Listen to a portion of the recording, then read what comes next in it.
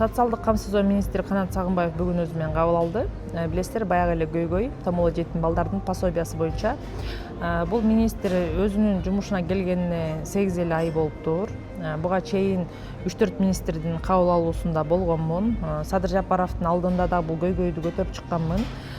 Томоло жетим балдар 16 жаштан кийин кечки окуу жайда окуса, же болбосо дистанционно окуса, пособиялары берилбей калчу. Анан ушул көйгөйдү кайра эле бүгүн көтөрүп чыктым дагы. Бирок бүгүнкү биздин жаңы министр ооба Асель айым туура айтасыз, биз дагы жетим балдарды колдошубуз керек. Мына ушул сиздин айтып келген көйгөйүңүздү колдоого дайынмын деп өзүнүн бир жакшы ой пикирлерин билдирди.